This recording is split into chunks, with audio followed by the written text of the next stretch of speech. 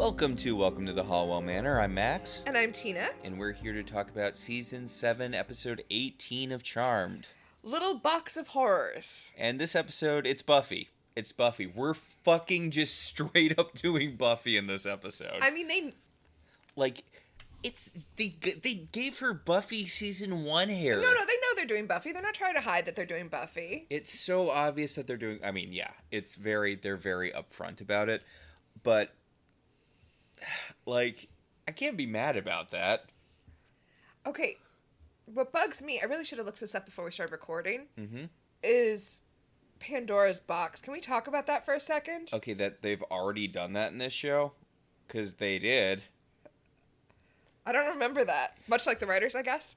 Okay, so let me take you all the way back to, I want to say Season 2, the one with the sins. Okay, uh-huh.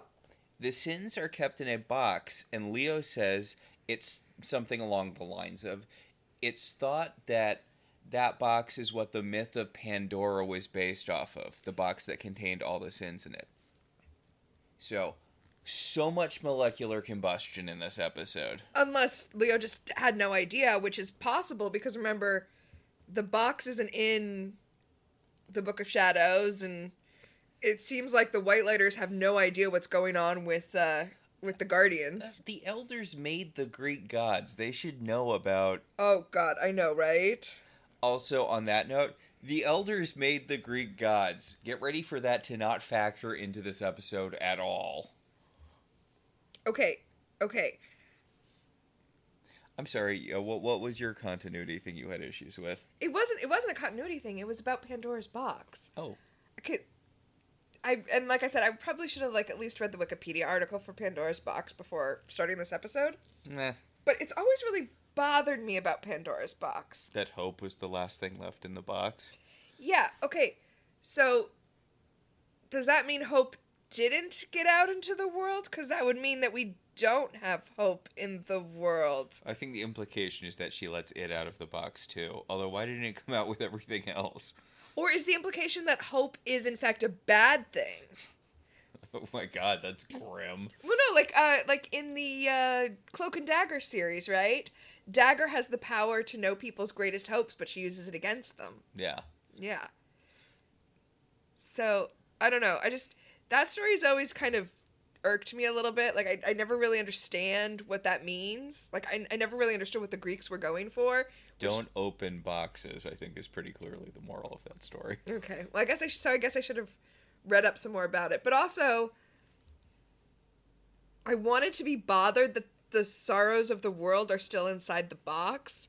But they do say that Pandora, when she became the Guardian, she finally decided to do what she was supposed to do and went and gathered them back up and relocked them in the box. Except that the story is supposed to be an origin story for where grief comes from. So that should mean that we don't have... And I'm thinking way too much about this. They don't use the Pandora's box gimmick, at all. It's there so that fake Buffy has something to be the guardian of. But, she lets out a little bit of evil into the world. We see it kind of affecting one room full of people, and then it is not relevant to the plot anymore after that. Well, 2/3 of the way through the episode, she lets everything out, and we are told that it's affecting people, but we don't see it. It should have been Mirror of Shattered Sight stuff, but it's just nothing. We don't see any of that. We see the Charmed ones feeling a little bitchy, but how can you tell, right? And we're already explicitly told that it doesn't affect Hope because her name is Hope. Because her name is Hope. Hope. Yes, fake Buffy's name is Hope. And they do something with it later in the episode, which is worse, arguably. Yes. Yeah. Anyway, she's not affected because she's the Guardian. So yeah, they don't really do anything with the conceit. Yeah. But you know what? You know what they should have done, though? What? Because the whole idea is that it gets you all, worked up and upset. They should have had that be affecting the people that Paige is trapped in the elevator with. They should have... And then they could have had a connection between the two plots. Oh my god, this is the most, half-written episode ever. Let's just, before we get into it, I know we don't normally do this, but let's break down the 3 plots of this episode. Okay. So the smallest plot, I assume you're talking about Piper being annoyed that Wyatt keeps using his powers? Yes, Piper and Leo are having arguments over how to raise Wyatt, except it doesn't seem like they are. Like, Leo tells Wyatt that his mom's going to punish him if he doesn't do the things he's supposed to do early in the episode, and then they act like Leo's being a passive parent while Piper's being an active parent. I mean, really, the difference is that Piper wants to be annoyed by it, and Leo's like, yeah, this is what raising a kid is. And then she's like, you know what? You have to take care of him all by yourself all day so that you can see how hard it is. And then she comes back and he's like, look, I not only got him to not be using his powers all over the place indiscriminately, but also I'm teaching him how to harness them. Look at all this cool stuff he can do now. And then Piper acts like they've reached some sort of weird compromise. Right? The second plot, as it were, was Paige needs to become a white lighter just to discover that in the future she's going to become a white lighter. No. So Paige is coming into her white lighter powers, and so the thing where like the elders can ring the bell and summon Leo, she's starting to get it, and it's giving her a headache hearing it. So they tell her that the cure is for her to go out and help a future white lighter. And then she like saves a group of people trapped in an elevator, and it turns out the future white lighter she was supposed to inspire was herself. And this is the episode where she talks about getting her first charge. I know, we literally, you're right, molecular combustion all over the place. She literally has already been somebody's white lighter. Yeah. It was even her dad. Remember her dad? Remember when he was a character for like 2 episodes? God. All right, and then the last plot is Pandora's box. Yeah. And the one girl born into every generation whose job it is to guard the box. They say the line. They literally say the line. I know, I wrote down exactly what she said. She said, in every generation a girl is born meant to guard Pandora's box. Oh my god. And you know what? We've been complaining a lot because this episode feels horribly written. But also, it's charmed doing a riff on Buffy. There was Can't get too mad. There's no chance I wasn't going to love this episode. So we get a Buffy-esque shot. We see the sun setting over San Francisco. We see a woman running into an alley, although alleys are... The only alley that they have on Charmed. But yeah, they go to this alley a lot on Charmed. Yeah, I guess I was going to say, alleys are really more of a Charmed thing than a Buffy thing, but I guess Buffy did its fair share of alleys. Mm-hmm. I guess alleys are kind of the conceit of a supernatural show. Okay, so the woman who comes running into the alley is holding Pandora's box, and then she gets kicked in the face by an unseen leg, she gets kicked in the face, and I just want to point this out. We see her necklace go flying. I was like, oh, good continuity. So... Put a pin in that. Yes. And then I shouted out, premonition, premonition! Because the demon who is attacking her is relatively famous and not somebody that I remembered was on Charmed. Yes, I did not recognize this person, but the way her entrance is shot, you can tell that this is a guest star. No, she wasn't someone until later. Really? Yeah. Okay, no, I totally thought from this because they really give her the guest star treatment. Like, this feels like this was a role that was especially written for, I don't know, pop singer or something. Yeah, no, she wasn't someone until later. Okay, and I'm also going to say something that I feel like you probably think you can't say because you're a man. All right. This woman, my God! Yeah. She's like... Okay, her abs. Her abs are unreal. Like, she looks photoshopped. It's incredible. Yeah, she is, like, next level gorgeous. And what's wild to me is the thing that I know her from most, and that you, I assume, dear listeners, will know her from most, is on the air now, 26 years later, and she's still that gorgeous. So, this incredibly gorgeous demon lady is walking up all evil sexy on the woman with the box, and she's like, you guardians are always guarding that box. And the Guardian's like, yeah, because the woman's the Guardian, the protector of Pandora's box. She's like, yeah, that's what we do. We guard it with her magic powers. Whoa! And she kind of shoots some white light at the demon that temporarily knocks her back a little bit. I like that apparently Guardians get magical powers. Like, that's nice, but also it barely phases the shapeshifter lady. I mean, this demon lady who probably doesn't have shapeshifting powers. Uh-oh.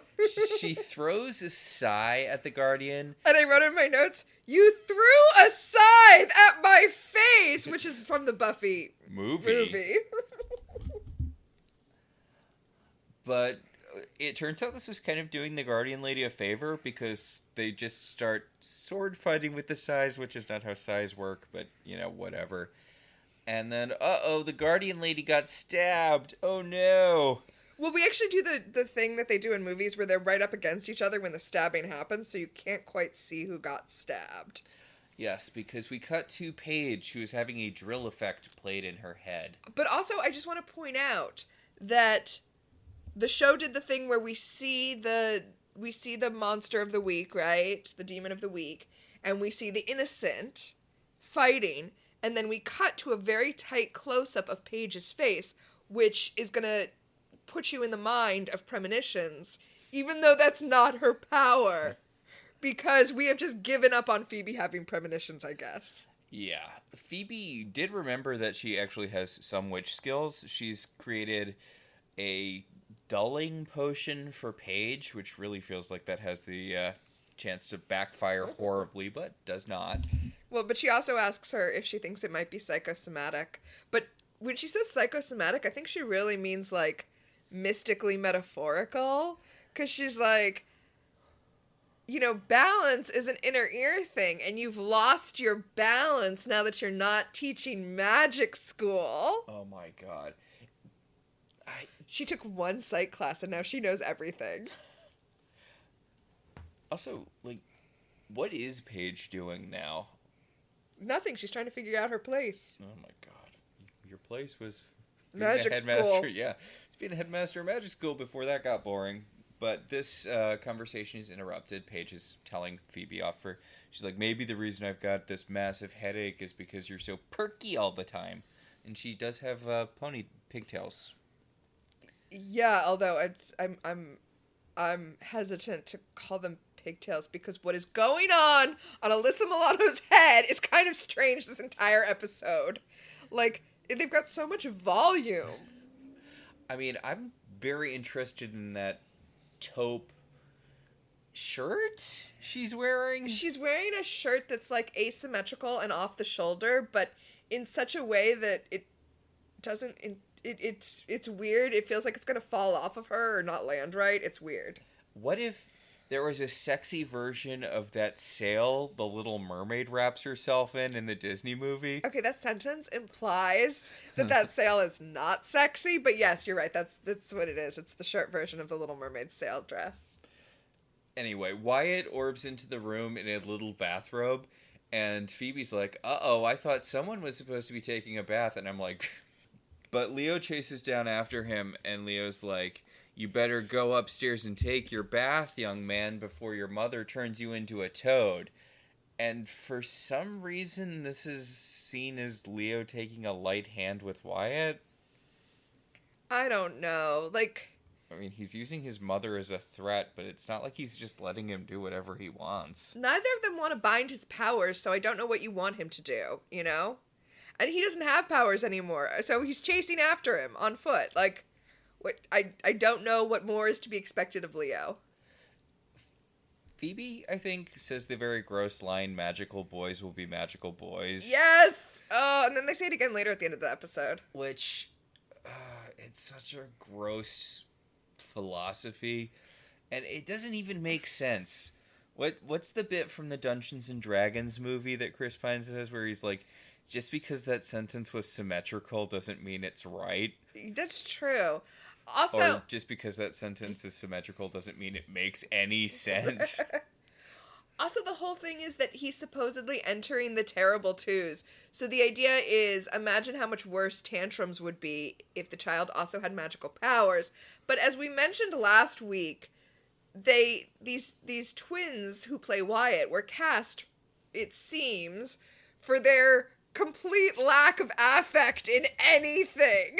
So I find it hard to believe that his magical tantrums are what's giving you issues, because he's just orbing from place to place because they can just place the child somewhere and then do a special effect around him. Which, don't get me wrong, having a child that could teleport would be a huge, I don't want to say cause for concern or pain in the ass, because it would be both. Yeah, I don't even know how you could I don't know. I'm stuttering because I don't even know how you could handle that. Like, what could you even do? Especially since neither parent can teleport. And he made a dragon when he was a baby. Like, this is nothing compared to that. I mean, I guess the one piece of good news here is that he also can't die. He's basically immortal. Yeah. I mean, you really only have to worry about the people he's going to kill. Ugh. I'm starting to understand why evil Wyatt is a thing in the future. Oh. So Paige starts hearing the drill noise in her head again, and they tell Leo what's going on, and he's like, "Oh, that's probably the elders calling you. That's how they work. They punish you if you don't respond to them. Aren't the elders great?" No, they're not punishing. They're not punishing her. It's just that she hasn't gotten used to it yet. Yeah, I think it's a April the robot from Buffy. It was April, right? Yeah, I think that's right. Yeah. Where when Warren called for her, if she didn't respond, it hurt her. Boy, they really laid the groundwork for Warren early, didn't they? They really did. So, Leo says they need to go talk to an elder, but they don't want to call an elder to the house because Piper will be angry. So, they go to magic school to find an elder. I guess they just hang out at magic school now? Yes. No, I assume they're going to call one when they get there. Okay, so Nina, the guardian lady, teleports in. Number one, she's wearing her necklace that we saw go flying during the fight, which I love.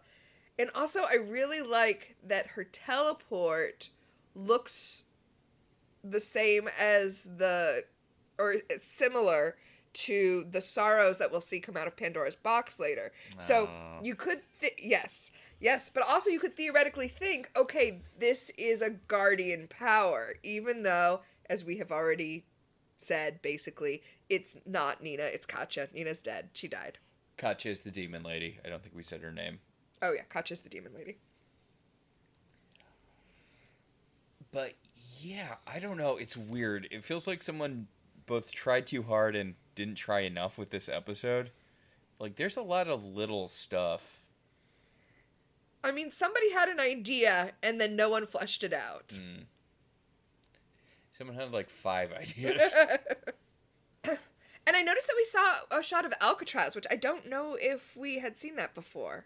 I think we have been up for a while, but they are milking this opening. It is going on forever. So yeah, last episode had that problem too, right? Like, are we just running short on scripts at this point? This episode has 3 plots. How is it running short on time? Well, I mean, 2 plots and a runner, I would say.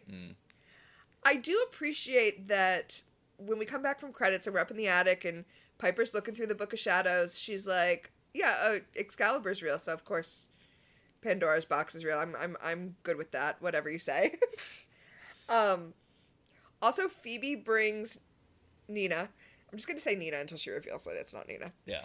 Phoebe brings Nina a cup of tea, which is what she did in the first scene. The first scene, she brought a cup of tea to Paige. So her thing used to be having premonitions. Now her thing is just bringing people tea, I guess. So Piper's flipping through the book trying to find information to help Nina with, the demon that took the box. And Wyatt orbs the Book of Shadows away from her. Mm-hmm. And she's like, this is what happens when Leo goes too light on him all the time. And Phoebe's like, yeah, you guys really have different parenting styles. And the Guardian Lady's like, Pandora's box is missing. Can we go back to dealing with it? I know that you're doing that cute thing where you're balancing family with witchcraft or whatever, but like, if all of the sorrows get released into the world, like, things are gonna get bad. Yep.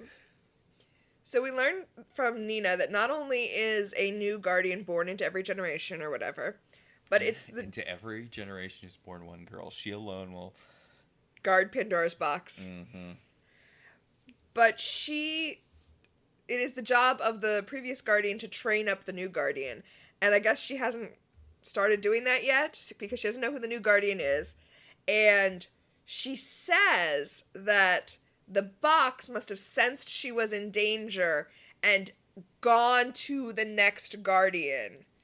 And so she does not know where the box is. Of course, since we know that this is Katya in disguise, I'm sure real Nina knew who the next guardian was. And was just really slacking on the job.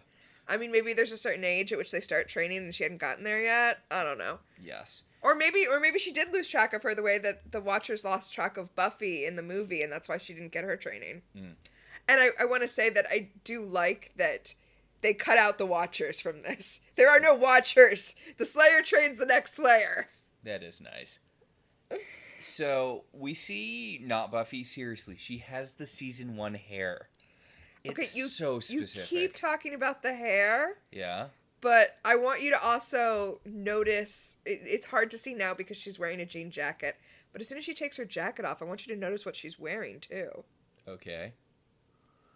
So she's, fake Buffy is Hope.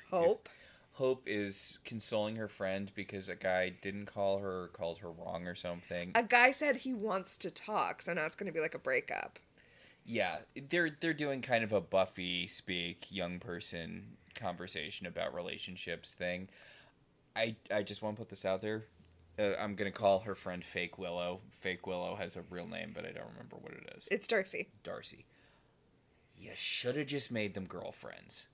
Oh, I know. I was thinking that while I was watching this. Like, especially with the speech Darcy gives fake Buffy at the end of the episode. Mm-hmm. I'm like, if you had just cut out the middleman and made them a couple, this would have worked so much better. Like, it's fine, yeah, you know, Buffy fought for her friends all the time. It's not like you need to be in a romantic relationship with someone to connect with them emotionally. But okay. Like, I don't ever want to be arguing against queer relationships in television. Mm-hmm. But I think they wanted to do a sister dynamic so that it mirrored the Charmed ones. Yeah, probably. So, Hope goes back to her dorm room. This kind of feels weirdly like a setup. Oh my god, is her outfit a reference to Buffy's cheerleader uniform? Yes, it is. It is a little cropped jacket in Sunnydale yellow, and with the red underneath. Yeah, the maroon underneath. The maroon underneath. Oh my god. See, but that's the thing. That is a attention to detail that I would not ascribe to somebody who wrote the rest of this episode. Oh my god, how did I not notice that the first time? So, Hope finds this creepy looking box on her bed and she opens it just a wee tiny bit. And then a tiny little bit of all of the evils of the world fly out and escape through the vents, which is funny to me because it implies that it can't go through walls. It's not a ghost. It's not a ghost. So, we cut back to Paige, who's doing Home Alone face. She's got a massive headache from the call of the elders. And you know how when you're having a headache, the first thing that comes to mind is squeezing your cheeks? Okay, you're being so mean. She's squeezing her temples, which is what I do when I have a headache. Yeah, okay. It looks more like she's pressing into her cheekbones, but... Well, yeah, like where her sinuses are, I could see that. Yeah. So, the lady elder that they use when they want the elders to look reasonable, Sandra. Although I will argue about reasonableness when we get to the end of this episode, but yes. I don't want to be mean, but the actress got, like, micro bangs, and it is super not working for her. As was the style at the time. She says that what Paige is sensing is the warning alert sign that they send out, and it's going off because there's a problem, but they don't know what it is. They sent out the alert because they sensed a great threat. Oh my god. The elders are so useless!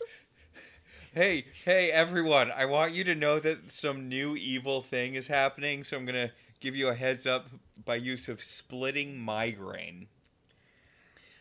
Paige compares it to a root canal, and Leo, the elder's all excited because she's like, you've heard the call, and Leo's like, I don't think she wants to hear the call, and Sandra says, well, that's impossible, she doesn't have a choice.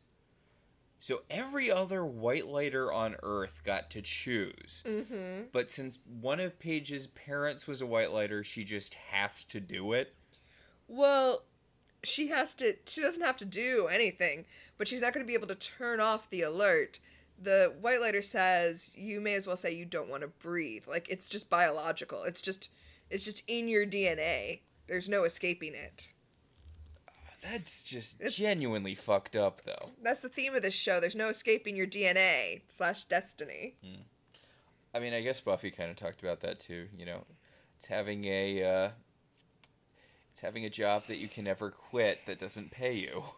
God, yeah, being the chosen one sucks. Paige talks about the fact that she left magic school and she doesn't want to deal with the elders, which is kind of an interesting development for Paige. Like, she wasn't thrilled about it at first, but Paige has always been kind of more deeply tied into the greater magical community than the other sisters, and having her consciously take a step away from that feels like a major shift in character for her. Yeah.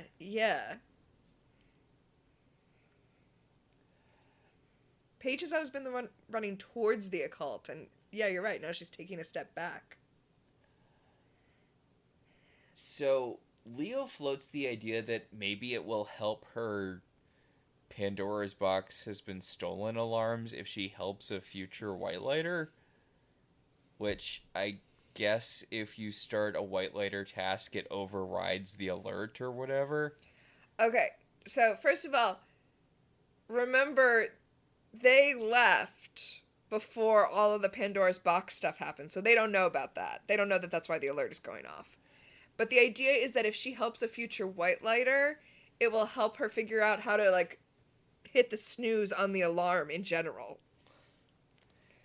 So, Paige agrees to help a future white lighter to stop the buzzing in her ears, and Sandra turns around and, like, gazes at Leo, and then Leo winks at Sandra, and I get it, they're, we're tricking Paige into becoming a white lighter or whatever. What a fucking creepy way to establish that. Yes, also, I know you said Leo winked, and I know we're supposed to think he winked, but Brian Krause just, like, half closes one eye. Like, he doesn't know how to wink. It's true. His eye does not close all the way when he... It's weird. It looks weird. But it's not an asymmetrical blink either. Like, it was clearly intended to be a wink. No, he gives her, like, a knowing look and, like, tries to wink, but it's like he doesn't know how. Does Brian Krause not know how to blink? I think maybe he doesn't. So, Piper and Phoebe are scrying for the box, the future Guardian, or current Guardian, I guess. I feel like they should have more questions, although, yeah, it's kind of weird, right? Like, that presumably the new Guardian doesn't get her powers until the old Guardian dies, right? That's a great question that they do not answer. They absolutely do not answer. But yeah, they're scrying for the location of who knows what. Except Nina gives them the necklace and is like, here, hold this with the pendulum. Maybe it'll help you scry harder. And it does. It's in UC Berkeley. It's at UC Berkeley. Okay, wait, first of all, before that, she's like, what if you can't get a handle on this and the whole world ends? And Phoebe says, we won't let that happen. And I'm like, Phoebe, you let that happen all the goddamn time. You guys fail innocence all the time. Hey, the world hasn't been destroyed permanently yet. So they're doing a great job. But yes, then finally the pendulum comes down on UC Berkeley, and Nina's like, great, UC Berkeley, I'm on my way. And I'm like, okay, you're looking for a box on a college campus. They have narrowed down shit. I mean, obviously she does find it, but I'm like, how? How did you even find that? She's stalking off to go to UC Berkeley, and Piper's like, yeah, you're not going alone. And she's like, no, it's my job. I'm the guardian. That's definitely who I am, the guardian of the box. And Piper's like, yeah, and a demon stabbed the shit out of you. But, I mean, she got better. But did she? Yeah. But, yeah, I'm just saying, she showed up all covered in wounds, and now she seems perfectly fine. Also, her wounds don't, like, make sense. She's got some blood on her chin. Like, how does that match fighting with size? But, yeah, Piper's not going to let her go alone, and I guess Leo came back and is with the kids now. I hope. Right? I was thinking that, too. Yeah, she's going to go with Deborah, the guardian. Nina. And, Phoebe can just deal with everything else that's going on right now. I guess so. Oh, so, yeah, we're not even going to worry about how they narrowed down where the box is, because now we're just all of a sudden in Hope Storm, and they're seeing all of the people be all affected by sorrow, or... Two people! I mean, it could just be finals week. It could just be somebody having a shitty day. Like, there's so much. You couldn't hire any more extras. There were 2 people there. But yes, they're crying because the first wave of evil, depression. This is the only one we're going to see, by the way.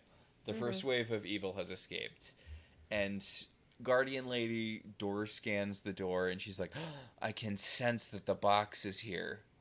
And Piper's like, that's real neat, lady. Mm-hmm. Okay, I don't know if Holly Marie Combs was on not give a shit mode for any particular reason in this episode, but there are multiple points in this episode where she flubs a line, and that was just the take they went with, I guess. I mean, I get it. She has a young child at this point. Yeah. But also... But come on. It's a filler episode in what they thought was their last season. Yeah, you know what? Fair. So, Hope opens the door, and Nina starts immediately giving her the death stare. And Piper's trying to explain the situation, and she keeps trying to throw it to Nina, and Nina is just not responding. And she's like, okay, I have to go help my friend Darcy break up with her boyfriend, so I don't know who you are, old women, but you need to leave. And Nina's like, we've come to you to talk to you about your destiny. And your box. And Hope's like, you mean that weird mysterious thing that poofed into my room mysteriously? And Nina power shoves her out of the way, and Sexy walks over to it. And, I mean, credit to this actress for kind of copying the way Katya walks. Yeah, I was actually really impressed with that. Like, she is not a main character in this episode. That effort was kind of above and beyond. But, yeah, she explains, you know, if someone opens the box, then it'll unleash all of the evil into the world. And a demon tried to do it once, and then... Oh, yep, they do the thing where she gets the voice first, and she's like, I'm gonna do it again, and then she shapeshifts back into Katya. Yeah. We cut back to the manor, where... I'm sorry, it's a perfectly serviceable, thing, but we open on the back of Sandra's head, and then she dramatically turns around, and I'm like, that's so awkward. That's such an awkward thing to do, but she's like... if Pandora's box has been stolen, that explains the global alarm that Paige was responding to. Yeah, duh. Wait, so are elders not aware of this? Yeah, I don't think... That's what I was saying earlier. I don't think elders understand... I don't think elders are tuned in to Pandora's box and Guardians. I think that's a whole other magical group that is unrelated to elders. No, but Sandra said that the White Lighters were sensing it. That was the magical emergency they were sensing. Yeah, but they just sense, like, an imbalance in the nature of good and evil. But my point is, Sandra... It's just like barometric pressure. No, but Sandra didn't sense it. She says that must be what Paige was sensing. No. Okay. Everyone is sensing it. It's just it's only hurting Paige because she's not used to it and doesn't know how to control it. I'm just saying it's weird for her to specifically say that Paige was the one who was sensing it earlier. If it's a general thing everyone's feeling. She said in that earlier scene that it was a general alert. It's just only Paige is in pain. And also every new White Lighter who's out there without the benefit of being related to the Charmed Ones. So Sandra explains that the Pandora's box exists solely to tempt mortals, but the Guardian guards it from demons, so demons don't open it because only a mortal can open the box to unleash evil into the world. Mm-hmm. Although then later it seems like only the Guardian can open it, but... Yeah, I know. They spend so much time trying to protect it from the demons, but yes, only the Guardian can actually open it. So maybe everybody should have just chilled. Although then Hope would be dead, I guess. She also tells Paige the thing about it'll only move if the Guardian is dead, so Nina is definitely dead. But I noted in my notes that Slayers are only called when another Slayer dies, but when Buffy died, Kendra was called, and then Buffy was revived, and we had 2 Slayers. So it is entirely possible that Nina died and then was revived, but the box still moved on. That's not what happened. That's not what happened. But it could have. Phoebe asks Sandra for a ride, and Sandra orbs her into, I keep wanting to call her Cassie, I don't know why, Hope's, dorm room, which has been blown up by Piper in an attempt to kill, the demon. Gotcha. Which... Off screen. Jesus Christ, Piper, how bad are you at your superpower? You blew up this girl's entire dorm room. Seriously? The art director was on one that day because that room is trashed way more than we see things get trashed. Like, how many explosions did you throw at her? How long did it take her to leave? Was she just running around the room until her teleportation points kicked in? She can shimmer! Like, whatever. It's fine. They just, I guess, need Hope to be freaking out because she watched her dorm room get blown up by Piper. I like to think that Katya teleported out immediately and Piper just blew up her room in frustration. You know what? Yes, let's go with that because we don't see it. It's weird that they were like, we can't afford that. Let's just come back to the destruction already having happened. So Piper tells Phoebe that the demon got away, and Phoebe's like, that's a bummer. And Piper's like, oh no, that's the depression you're feeling from the evil that escaped from the box. And Phoebe points to the crying Hope who's curled up in a fetal position in the corner of her room, and she's like, I guess it doesn't affect her because she's the Guardian. Anyway, Phoebe's all like, hey, we're witches and we're gonna help you. We figured out our destiny and now we're gonna help you figure out yours. Speaking of figuring out destiny... I'm sorry. During this entire little speech that Phoebe's giving, Hope is holding onto her dorm room door. Yeah, like hiding behind it, yeah. Well, she's not hiding behind it exactly. She's just kind of chilling while holding it. But, like... She's keeping it between her and these women, though, that have shown up in her dorm and started blowing stuff up. Smart. But yes, I'm sorry. I interrupted your transition. Oh, yeah, now we're going to Paige figuring out her destiny. Her destiny's in an elevator. Her destiny is to be in the M. Night Shyamalan movie Devil. Yep, she is in an office building where she has been riding an elevator up and down all day. And the elevator... Okay, here are the occupants of the elevator. A couple who has just come from their marriage counselor's office who cannot stop fighting cartoonishly for even 10 seconds. A 10-year-old girl whose dad, I guess, works in one of the offices and is sending her downstairs to meet up with her mother, who is in the lobby waiting for her.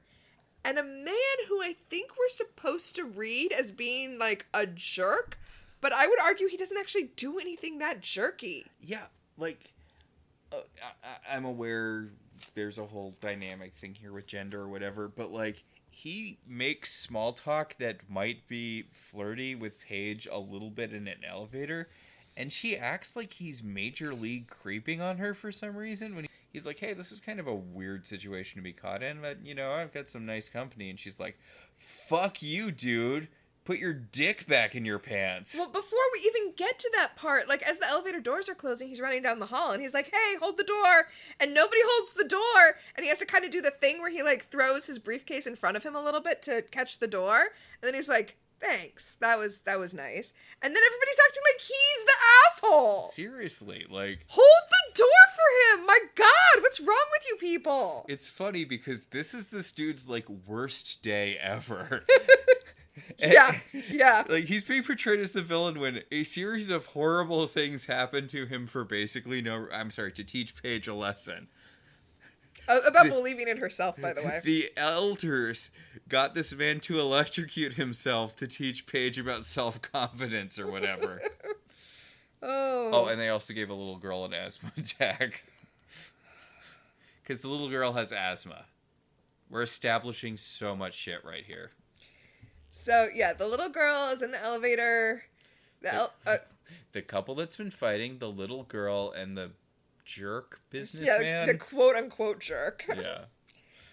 You can totally say jerk. He's got a briefcase and he's wearing a suit and tie. Well, also his name is Trey. Yes. That's an asshole name.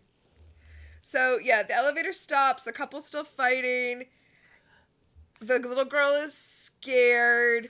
And all of a sudden, Paige realizes that the pounding in her head has stopped, which means that she's where she's supposed to be and she's supposed to save one of these people. But then she does this thing where she's like, oh, the ringing has stopped. That must mean that one of you people stopped the elevator. And I'm like, how can you not? Why is lying so hard for you right now, Paige? Just say you had a headache and it all of a sudden stopped and you're relieved. Why is not vocalizing every single thing that happened to you not a skill you have, Paige? And look, sometimes thoughts are inside thoughts. I don't even care that you're a charmed one. You used to be a social worker. You should be used to keeping thoughts inside. I mean, how did you not get punched at your old job constantly? Right? Ridiculous skill issue. So everyone in the elevator immediately thinks she's having some sort of mental health crisis, but also doesn't do anything to stop her from hugging that little girl. Well, no one else wants to deal with the little girl. Oh my God. Aggressively, no one else wants to deal with the little girl. Alright, so down in the underworld, Katya's got a minion, and the two of them are trying to figure out how to open the box. Katya and her abs are trying to figure out how to open the box. I know, seriously! Anyway, they can't do it because only the Guardian can open the box. Okay, Sandra said earlier that only a human can open the box, but then they act like only the Guardian can open the box. Mm-hmm. And as a little treat for, continuity stuff, the assistant demon that works for this demon lady mentions, you're going through an awful lot just to impress Zanku. And she's like, yes, he is the villain for this arc. Okay, but she's so cool. Why does she care about getting Zanku's approval? My God. Yeah, like, shouldn't she just be trying to take over the underworld for herself? Yeah, like, she could definitely be on the ever-growing list you have of people who could take out Zanku. Like, she's way more impressive than he is. So they've brought not Buffy back to the manor and they're trying to explain magic school to her, which feels like not important at all at the moment. She's like, magic school, what's that? It's like, it's kind of self-explanatory, girl. Yeah. I'm sorry. This is so gross and I'm stealing it from someone else, but I think I'm stealing it from Honest Trailers. There's a bit in 50 Shades of Grey the movie, and what's a butt plug? Yeah, where she's like, "What's a butt plug?" And it's like, "What do you think it is, Anastasia? It's a plug that goes in your butt.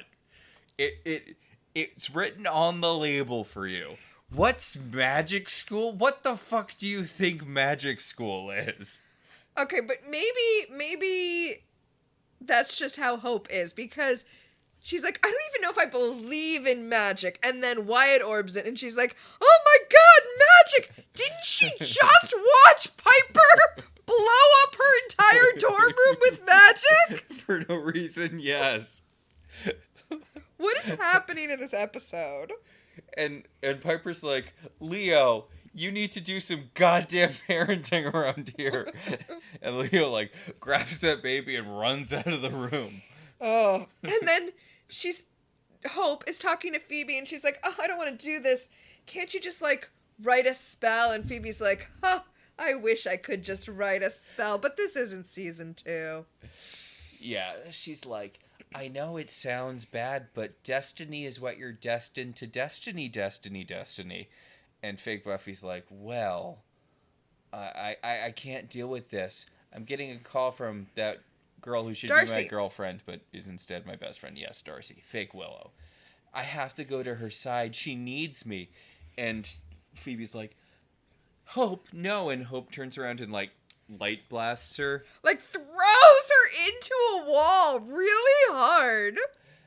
And Piper's like, thrown into another wall, huh? And Phoebe's like, yeah, it does get kind of repetitive, right? Which, I mean, it's some cute poking at the fourth wall. Which needs to be poked at, because she gets thrown with so much force, it looks like. Also, just pointing it out here. That's what killed I was going to say, yeah, Prue? Phoebe took being thrown through a wall like a champ. Well, okay, she wasn't thrown through the wall, just into it. Yeah. I will point out that Leo is the one who runs to her to make sure she's okay. Piper looks like she could care less. Piper doesn't get off the couch. Piper just watches it happen. And she's like, you okay? Yeah, she's fine. You don't have a white lighter anymore. Well, speaking of, maybe they're about to. Yeah. Oh my god, yeah. So, Paige is on her cell phone. She's calling to tell everyone that she's trapped in an elevator. And there's people all around, so she can't talk about her secret magic mission. She says that the ringing has stopped, and Leo's like, well, then stay in the elevator because you're obviously on the right track. And Paige is like, what the fuck do you think I'm gonna do, Leo? I'm on an elevator with 4 people staring directly at me. I'm not gonna fucking orb out. And the business guy's like, what's orbing? And Paige is like, never you mind. Which is a shame, because that could actually solve a lot of their problems right now. Her orbing? Yeah, they're stuck in an elevator. Yes. If only she was like Prue in the second episode of Charmed, when she telekinetically moves that elevator. Oh, yeah. I think that was in the first episode. Prue was really, really powerful, and then they scaled it back, and then they unscaled it back, and acted And then they killed her. Yeah, and then they killed her. So, the phone cuts out, which I have to assume was done by an elder. And then the guy who, as you said, was flirting with her is like, yeah, my phone died too. And it's like, your phone didn't die. It doesn't have service. I know I'm nitpicking, but anyway. The woman in the couple who can't stop fighting with her husband is hitting the call button and yelling at the guy on the other end of the call button to get them out of the elevator. Okay, so this couple is screaming at each other, and the businessman kind of walks over to Paige, and he's like, the natives are restless, huh? Which, outside of being vaguely racist, is, He's just trying to make a connection and be like, and diffuse some of the tension in this elevator. And she grabs the little girl and turns her away from him. Like, she is shielding this child from this guy who is making vague conversation at Paige, not even at the kid. What are you doing? Why are you acting like this man is threatening you? It's so weird. Okay. Now I'm going to defend Paige. Okay. Because in the wholeness of the episode, he does not do anything wrong, I would say. He does not do anything wrong. Yeah. But when I was watching the episode for the first time, I assumed that the small child was the future Whitelighter and that he was a demon who was, like, there to hurt her, and that that's why Paige had been sent to this particular moment. So Paige might be thinking the same thing. Oh, yeah, and she wasn't in the episode with the demonic children and the angelic ice cream man, so she's just assuming that the children are all good and greasy finance bros are all evil. So the couple is just screaming at each other, and they're blaming each other. She's like, if it wasn't for you, we wouldn't even be in therapy, and we would be in this building and stuck in this elevator. Paige rolls her eyes and says, I sure hope this man isn't the guy I have to help. And right to his face, I thought he was flirting with her more, but, like, he says two things, one of which is vaguely flirtatious to her. What is... I mean, I know if you... The thing I just said. Yeah. But otherwise, like... Yeah, I know. I was going to be a Whitelighter, but I guess I won't now. Not if I have to help this guy. Ugh. I mean, to be fair, if I was a Whitelighter and all of a sudden I was asked to guide a crypto bro, I'd be like, nope, hanging up my halo, taking off my wings, gonna fall.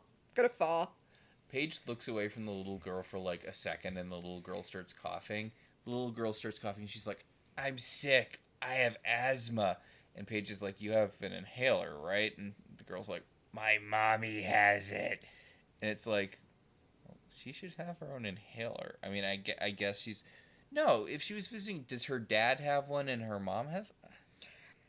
Okay, she absolutely should have a rescue inhaler, and I was recently looking this up about asthma attacks and stuff, and essentially, there's really no good way to stop an asthma attack once it starts other than an inhaler. Like, you just need medicine. That's all there is to it.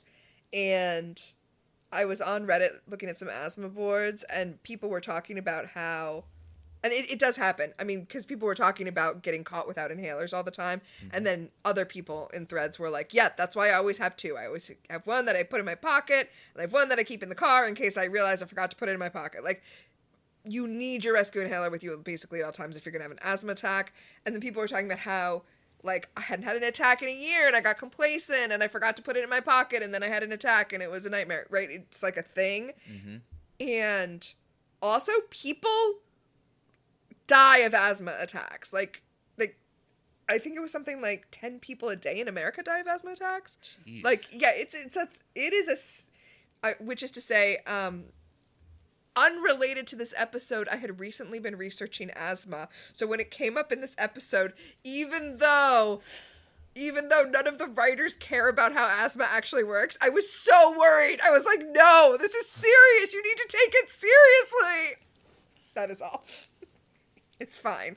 It's Hollywood asthma. It's not a real asthma attack. Yes. Fake Buffy runs to her friend's dorm, but it's not her friend. It's Katja. It's Katja.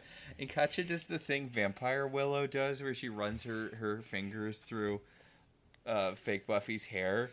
And then, remember, when Willow disguises herself as Vampire Willow, she tries to do it to her, and her hand gets stuck in that girl's hair. Mm-hmm. Sorry, I know that wasn't an intentional Buffy reference. There's a limited number of threatening gestures you can make to a person, but yeah. She runs her hand through fake Buffy's hair and then teleports away with her. Yep. So, at Magic School, they're trying to research Pandora's box. At Magic School, they're trying to talk about Piper and Leo's differences in parenting technique. Yes, but first Phoebe has to bitch about how she can't find any books about Pandora's box. And Piper's like, yeah, it's because Leo's been reorganizing. And I was like, oh, continuity with last week. Yeah. Yeah. But I wouldn't say he's, like, reorganizing in that sarcastic way you just said, because you made him headmaster last week. This is where he should be reorganizing things. Anyway, back to their terrible parenting. Yeah. Piper's like, he can't use it, like, Wyatt just can't use his powers whenever he wants to. But I'm not willing to bind them. I just want to yell at him when he's using them until he stops. Yeah, she wants him to learn to not do them even though he absolutely can. See, this is why babies can't walk.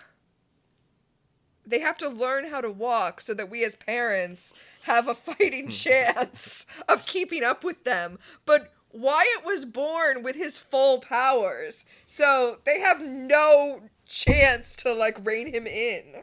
They really should have found his powers. Yeah. So Phoebe's like, oh, don't worry, it'll work itself out. And Piper's like, boy, you sure have a lot of hope recently. And Hope, the one thing that I now remember, was left in Pandora's box. And, oh God. And Phoebe's like, yeah, I do have hope. The thing, not Hope the person. We lost Hope the person. I'm like, why? It was already bad enough. Why did you feel the need to... Do you think pointing it out makes it less bad? Because it does not. Do you think there was anyone who missed it? Ugh. Ugh. So, to end this conversation, Piper has found something about Katya But that she's a shapeshifter. Yeah, it's that she's a shapeshifter, and Phoebe's like, a little late for that to be useful. Also, that she used to work for various demonic lords, but now she's gone rogue. She's a free agent now, which again makes me question why she feels like she needs to hook up with Zanku, but whatever. Well, they didn't respect her when she was working under them, so she's going to try to work under someone new. He's just going to kill her. He kills all of his minions. Yeah, he killed a super awesome minion from last week. So they start scrying for Katya. I think they figured that now they know enough about her that they can get a fix on her and scry for her. So Katya has brought Hope to her wicked lair, and now she's trying to do the "we're just girls hanging out" thing. And she's like, boy, having new magic powers must be a real bummer, huh? I bet you want to get rid of them and just go back to being a normal teenage girl. If only there was some way you could, I don't know, give up your destiny by opening a magic box. Wouldn't that be super cool and like a fun, fresh thing for a hip young teen like you to do? Oh. Hope is not falling for it because even though I've pointed out many ways that I feel like she might not be completely on the ball, she's not so off the ball that she's going to open literal Pandora's box. At least not yet. She's like, look, I may have gotten a C in Greek mythology, but like, I can tell you're super evil. I mean, look at how much eyeliner you're wearing. And look at how cropped your top is. If you wanted me to trust you, maybe you shouldn't have fought some lady in my dorm room and then teleported me to what appears to be at least... where the Phantom lives?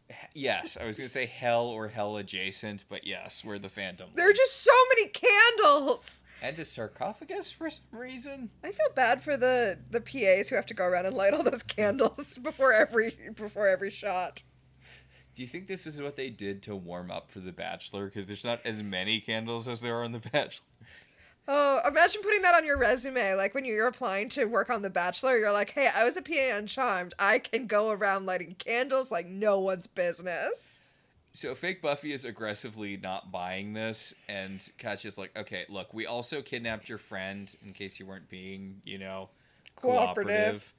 And Katya's assistant drags fake Willow into the room, and he's like, haha, see, this is why they hired me, so that there could be someone to, like, hold your friend hostage. Because otherwise he's a little bit of a superfluous character. He's absolutely superfluous. Like, Katya does not need someone to bounce stuff off of. You could have just had her monologuing. Yep. But you know what? You need someone to grab the girl. Alright, so back in the elevator, the finance bro has decided that he's going to try to fix it himself by crawling up into the ceiling and messing with the wiring, and ends up just electrocuting himself. Okay, the marrying couple argues about this because the husband's like, that's stupid. But it is stupid. Worst case scenario, he kills all of us. Best case scenario, he only electrocutes himself. And the wife's like, well, at least he's trying something. And also, I hate your mother. Which, because, you know. Yeah, yeah.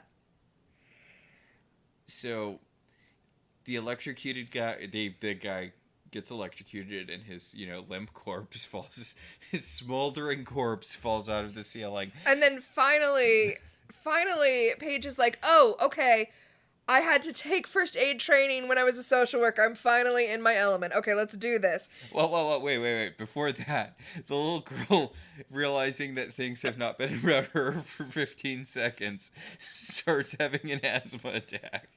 Yes. So this man's smoldering corpse is lying on the ground, and this little girl's having an asthma attack. But don't worry, everyone. Paige knows that the cure to being electrocuted is CPR, and the cure for having an asthma attack is having some lady sing into your face. Okay, yes. She sends the little girl to sit with the bickering wife and is like, sing to her to calm her down. And the wife shrieks, "Twinkle, twinkle, little star," into the girl. It's Hush, Little Baby. Hush, Little Baby. She is scream singing into this little girl's face. Like, I can't imagine. And she's also kind of got her in a chokehold. It's fantastic.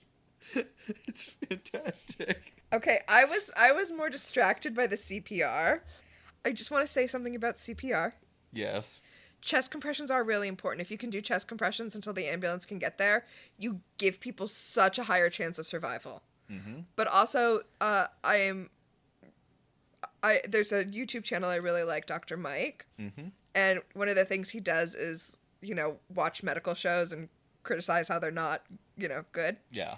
And one of the things he's always yelling about is the chest compressions on television. Because he's like, they're doing nothing! Because a chest compression, you should be pushing hard enough to go down about 2 inches and then letting the chest rebound. Like, you'll probably break the sternum if you're doing chest compressions correctly. And it's funny because everyone in his comments is always like, Dr. Mike, they don't want to break the actor's sternum. And he's like, those are terrible chest compressions. But even by the metrics of chest compressions that I've watched Dr. Mike yell about on YouTube, that guy's like barely tickling his sternum. He is not doing chest compressions at all. Why did Paige need his help with this? She's doing rescue breaths while he does chest compressions. I thought rescue breaths weren't actually useful.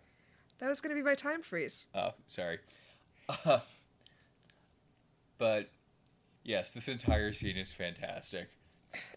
Because this goes on for like 3 seconds, and then the elevator door opens, and the chest compressions absolutely would not have woken that guy up, but they do, apparently.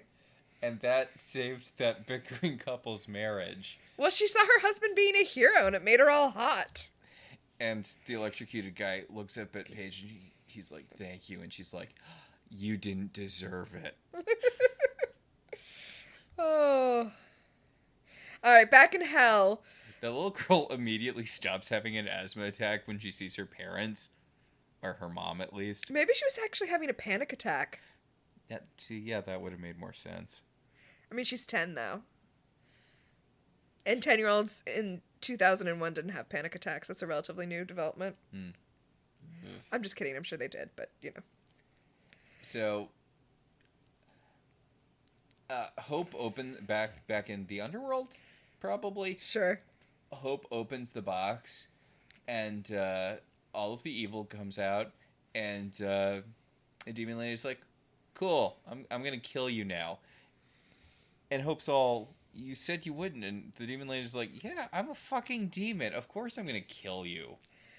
And she tells her, like, if I kill you, there's not another guardian right now. One hasn't been born yet. There will be nobody to put everything back into the box. Ha ha. And then she throws a scythe at her. A sigh. Not a scythe. A sigh. She throws a sigh at her, and Hope uses her guardian magic instinctively to deflect it. And she's like, oh no, she already knows how to use magic. And also Piper and Phoebe show up. I guess their scrying at magic school worked. And okay, So we didn't mention it in the scene where it happened, but Phoebe points out that, or Piper points out that even if they do find her, they're not going to have any way to get there because they're straight out of, they're straight They out. don't have any orbers. Yeah. And Phoebe's like, we'll figure something out. I mean, we are in magic school. And I was like, I know we're blowing all of our molecular combustion during the episode, but you know how to teleport. You've done it on multiple occasions at this point. That's so funny because I was thinking the opposite. I was thinking of what a hand wave it was, that they were like, oh, we don't have anyone to teleport us. And Phoebe's like, we'll figure it out. We'll write a spell or something. Whatever. Well, she says we're in magic school, but apparently they have just been writing a spell the other times they've needed to teleport in this show. Yeah. But anyway, Katja takes the box and shimmers out, and she shimmers to where Darcy is so that she can throw her into a wall. Lots of people being thrown into walls this episode. Yeah. And then she can shapeshift into Darcy. Yeah, she's starting to sexy walk away, but then she hears Hope calling out because Hope can sense the box or Darcy or whatever. She's using her Slayer powers. And I kind of love that we see Katya getting into character before shapeshifting. Like, yeah. She sits down on the rock and she's like, and then she shapeshifts into Darcy. And, okay, the look on Phoebe and Piper's face makes me think, like, oh, they know it's Katja. Oh, yeah, they clock this immediately. But then the things that happen later, I'm like, wait, did they know? Anyway, we're back in the attic. Paige is there. Her plot's done. Yeah, she points out, she's like, well, my plot's wrapped up. Also, sorry to keep backtracking, but when they teleport into the cave, the minion guy's like, and Piper blows him up, and with a dismissive, minions, which is fantastic. Kind of an evil thing to do, isn't it? Yeah. So anyway, they're all in the attic, including Hope and Katja shapeshifted to look like Darcy. We'll just keep calling her Katja, though. Okay. Katja's like, Hope, like, these ladies almost got you killed, and also magic is dumb bullshit. Let's leave. And Paige is like, hey, it may be dumb bullshit, but it's important dumb bullshit. And Hope is the only person who can suck all the evils in the world back into the box. But more importantly for Hope, like, the fact that she's the only person who can suck all the evil into the box means that Katja's definitely going to be trying to kill her. So, yeah, Phoebe, you're right, has definitely clocked this. And Phoebe's like, okay, you know what? You don't have to do anything. We can't make you do anything. Whatever. Give up on your destiny. We don't care. So, everybody get out of here. And Hope and Paige, stay behind and we'll teach Hope how to call for us in case she changes her mind. So, Piper takes Darcy down. Piper takes Katja downstairs. Yeah. I think you're right. I don't think Piper clocked it because she's like side-eyeing Phoebe as she leaves the room. Mm-hmm. Well, maybe she did. So, as Piper and Katja walk down the stairs, Piper sees Leo holding Chris looking for Wyatt, and she's like, where's Wyatt? And Leo's like, I'm trying to find him because he can teleport and I don't have powers. And Piper's like, not so easy, huh? Which, I mean... He didn't say it was easy. Yeah. There was no point during this episode where Leo implied it was easy to look after the children. Right? Anyway, Hope and Phoebe come downstairs, and Hope's like, okay, Darcy, let's get out of here. And then as soon as they leave, they're still on the porch. Katja! Don't... Oh, anyway, Katja... shapeshifts back into herself and is like, oh, this is too easy. And she takes Hope and shimmers them both back into the underworld. The real Darcy has taken a hit like a champ. Like, she's just kind of leaning against a rock. And, yeah. Honestly, it was nice of Katja to not just kill her. I mean, she probably thought she did. She threw her into that wall pretty hard. Is Darcy one of the non-Peru charmed ones? Because she took that like a champ. Right?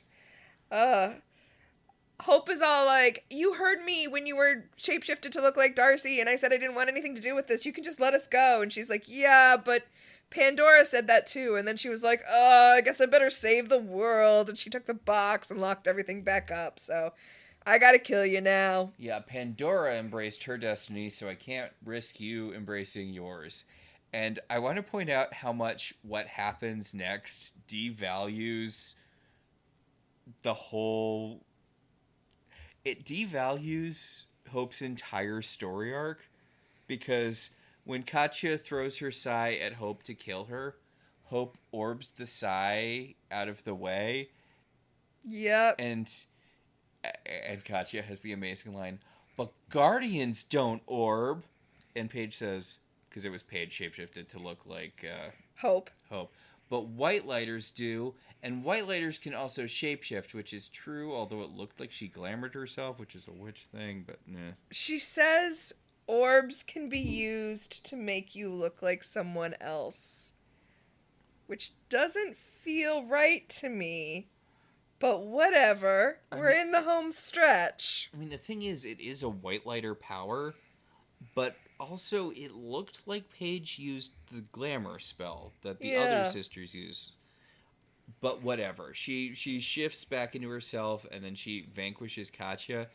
So I guess Hope just doesn't know how to use her powers proactively then. No, but that makes sense. Because this isn't Buffy, or weird Pandora's box Buffy. This is Charmed. It's not about Hope finding her destiny. It's about Paige finding hers. I'm just saying, when that kid had the wand and he was destined to kill that evil sorceress or whatever in that other episode, at least they taught him how to use the wand and he was the one who killed the sorceress or whatever. If Hope wanted to, grow as a magic user, then she shouldn't have been an XP for a rival show. Point. So I guess Hope is just boned the next time a demon comes after the box, because she accidentally used her powers twice. We don't even ever see her successfully use her powers on purpose. And when Darcy's like, can I get an explanation for what's going on here? Paige just orbs her back to the manor without touching her, which is such a broken use of her powers. Mm-hmm. But I guess that's something Paige can do now? Sure, why not? And, so... She doesn't even say her name. She just waves her hand at her. She says home. Oh. I mean, that's not how Paige's powers work, but okay. Yeah, I know. Yeah, I would be super suspicious of Darcy because, she doesn't know what's going on, but when Hope, she gets teleported home with the box to give to Hope, and she hands it to Hope, and Hope's like, I don't think I can suck all of the world's evil into this. And Darcy's like, Hope, I'm your college roommate. I've known you for a long time. I know how much you can suck. Oh my god. No, she gives a speech about how Hope's a beautiful, special person, and she is the light in the world, and why didn't you just make them girlfriends? My god. Well, okay, the opening of this was, Darcy dealing with a breakup with her boyfriend, and Hope, being right there by her side while she did it. So I would like to believe that they're girlfriends now. Yes. The sucking the evils into the box is their moving the vending machine moment. Yes. And it better be, because Darcy's going to have to help Hope figure out what to do, because she doesn't have a guardian to train her. Yeah, she has no guardian.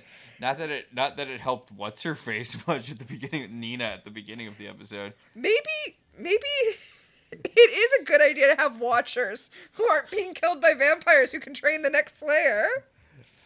What is this episode doing, getting me defending watchers over here? So Paige just decided to meet Sharon, Sandra at the top of the Golden Gate Bridge because I guess they didn't want to reuse Magic School again. It seems like an odd choice. No. This is important because this is showing Paige's growth, because Magic School was what she was doing, but now she's allowing her White Lighter powers to grow and be nurtured inside of her. So now she's on the Golden Gate Bridge because she's embracing the White Lighter part of her.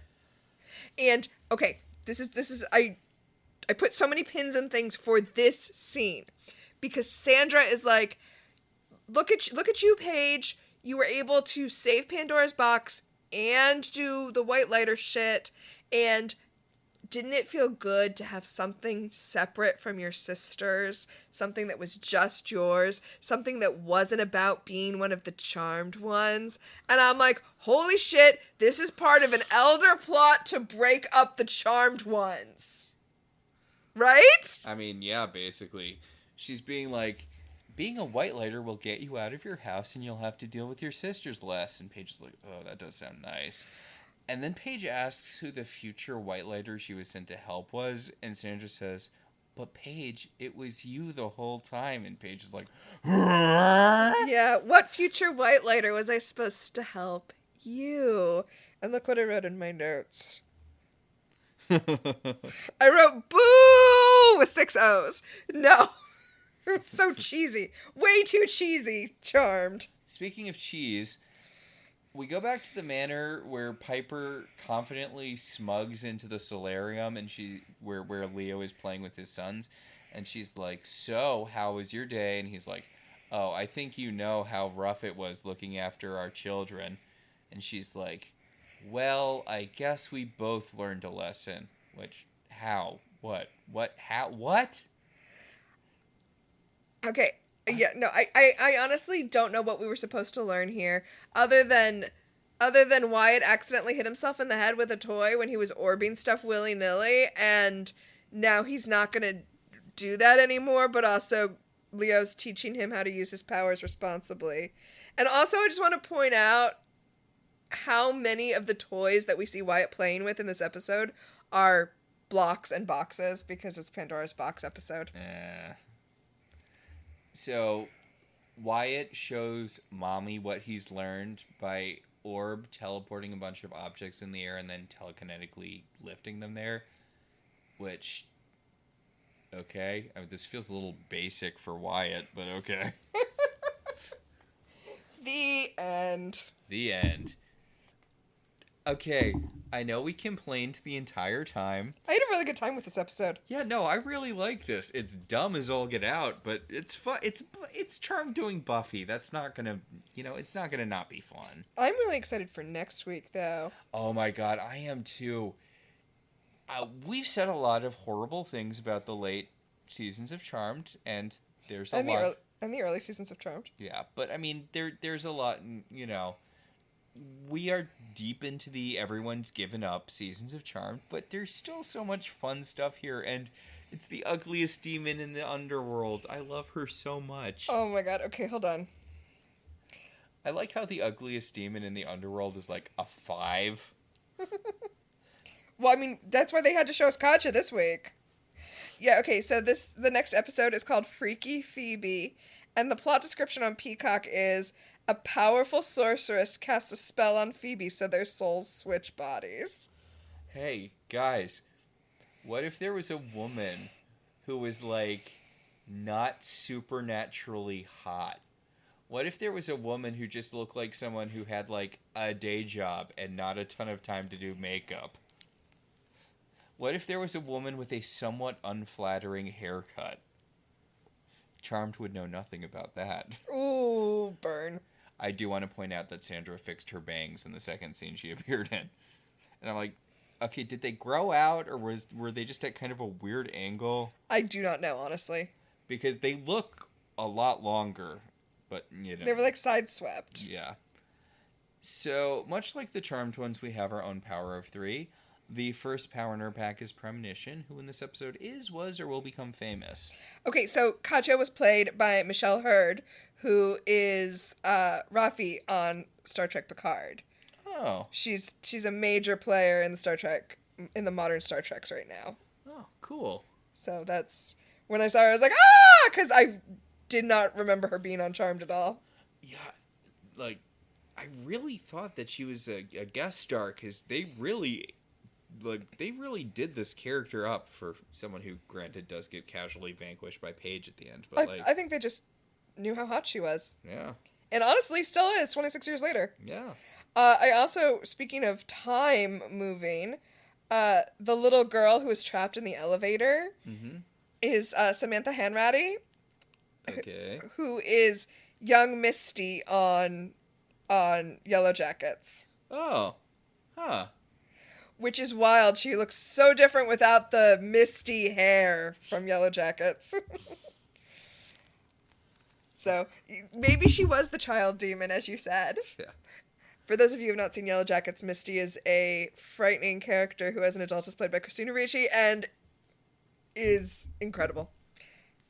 The second power in our pack is Time Freeze. What specifically dated this episode? Okay, well, you already called mine out, but I was going to say that rescue breaths are usually de-emphasized now. I'm not going to say you never do rescue breaths, but basically chest compressions are the most important thing, and rescue breaths are less so. Yeah, and it's one of those things that everyone thinks that they can do, but you can't. Like, it's harder than you think. Oh, we have to hold the head at the correct angle, or else you're just blowing into the mouth and not actually down the trachea. Yeah. And it interrupts the compressions. Mm-hmm, it interrupts the compressions, but that's why she asked him to help, right? Because if you can only do one, you should do the compressions. Because the most important thing is that you keep oxygenated blood moving through the body. If the heart's not beating on its own, you want to be doing the beating. Uh-huh. Yeah, that would be the big one. Also, well, I feel like cell phones still would have trouble working. Oh, yeah. No, yeah. Also, it was clearly the elders who cut off the cell phone, so that's not even a service issue.